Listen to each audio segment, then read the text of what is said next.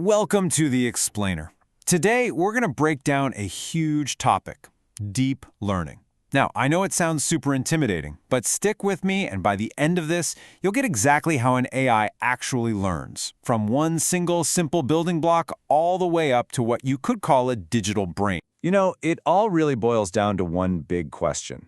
We learn from our experiences, right?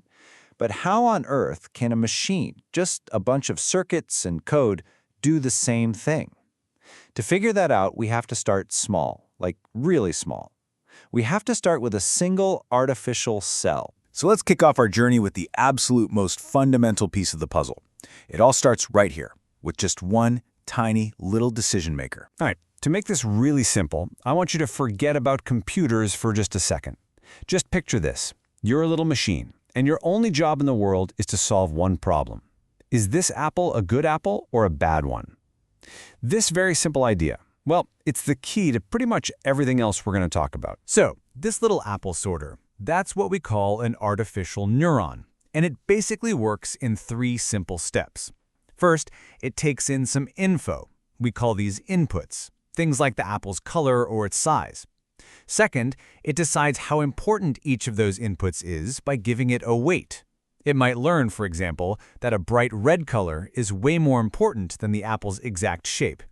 And finally, something called an activation function looks at the total score from all those weighted inputs and makes the final call. If the score is high enough, it fires and shouts, "Yep, that's a good apple." So a single neuron can make a simple choice. Big deal, right? That's not exactly the kind of AI that's changing the world.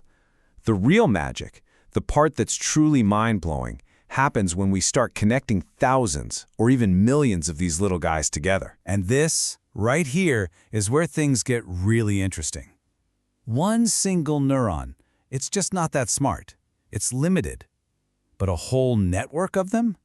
Now that's powerful. It's like a massive team where each neuron specializes in one tiny thing, and by working together, they can learn incredibly complex patterns.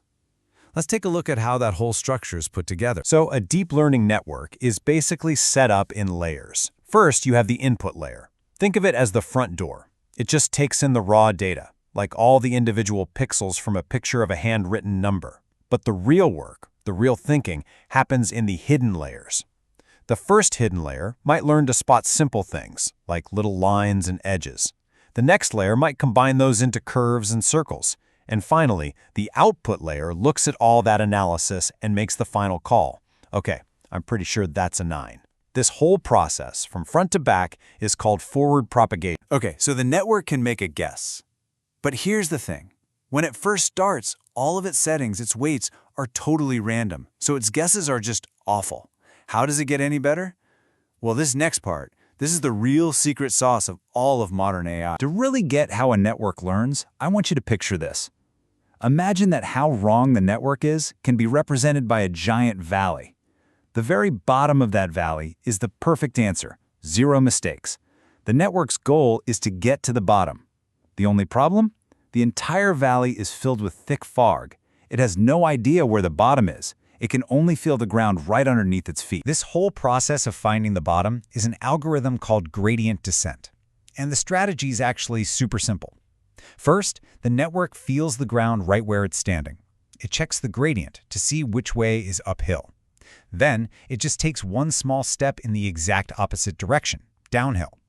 You just repeat that over and over. Check the slope, take a step down, and eventually, you're going to find the lowest point in the valley, the answer with the least error. But how big should those downhill steps be? Now that is the million-dollar question. This is controlled by something we call the learning rate. If your learning rate is too large, you're going to take these giant leaps and you could just jump right over the bottom of the valley and end up on the other side. But if it's too small, you're taking these tiny, tiny little baby steps, and it could take forever to get there.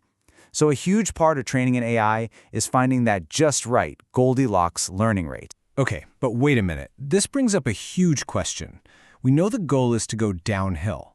But in a massive network, one with literally millions of connections or weights, how does it figure out the perfect downhill direction for every single one of those weights? all based on one single error number that came out at the very end? The answer is an incredible algorithm with a kind of scary name, backpropagation. But honestly, you can just forget the name. All you need to remember is that it's the blame game. It's brilliant. It starts with the final mistake and then works its way backward through the entire network, layer by layer, and calculates exactly how much each and every weight was to blame for that final error. Once a weight knows how much it's to blame, it knows which way is downhill, and it can adjust itself just a tiny bit to get better next time. All right, so now we have the basic toolkit, right? We've got neurons, we've got layers, and we have a way for them to learn from their mistakes. Using these fundamental pieces, we can build all sorts of different specialized AI brains that are designed for very different kinds of jobs. First up, we've got CNNs, or Convolutional Neural Networks. Think of these as the eyes of the AI world. They're built specifically for understanding images. They use these special convolutional layers that act like little magnifying glasses, scanning for features like edges, corners, and textures. This is the exact technology that powers things like Face ID on your phone, or when your Photos app automatically tags your friends. And then there are transformers. And let me tell you, this architecture was a total game changer, especially for anything involving language. See, older models had to read a sentence one word at a time, in order. A transformer looks at the entire sentence all at once. Its key innovation, the thing that makes it so powerful, is something called the attention mechanism. And this is the magic that's behind incredible tools like ChatGPT. So how powerful is this attention thing? Let me give you a quick example. Think about the sentence, "The cat chased the mouse because it was fast." Now, how do we know if it refers to the cat or the mouse? Attention allows the model to look at that entire sentence, to weigh the relationships between all the words, and correctly figure out that it, in this context, almost certainly refers to the mouse.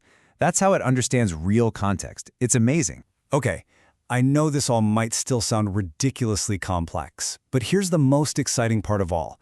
Building these incredible models has actually become surprisingly easy and accessible. Let's jump to our last section and see how you could actually get started. The best news is you don't have to code this stuff from scratch. Not even close. There are these powerful, free, open-source libraries that do all the heavy lifting for you. You mostly hear about three big ones. TensorFlow is the industrial-strength beast. It's built for huge, production-level models. PyTorch is what a lot of researchers love because it's super flexible. And for anyone just starting out, Keras is fantastic because it is just so simple and intuitive to use. And if you use a library like Keras, it honestly feels like building with Legos. The entire process boils down to just 4 basic steps. 1, you get your data ready. 2, you build your model by just stacking layers on top of each other. 3, you compile it, which is just telling it which learning algorithm to use, like the popular Atom Optimizer. And 4, you just type .fit. That's it. You hit enter, and the network just takes over and starts learning all by itself. So let's just take a step back. We've gone from a single tiny neuron deciding if an apple is good, all the way to a massive, complex network that can understand images and human language. We have literally built a powerful pattern-matching machine, a brain in a box. But all of this leaves us with one final and I think fascinating question to chew on. Is it just really, really sophisticated math? Or is it taking the first steps towards something we might actually call thought?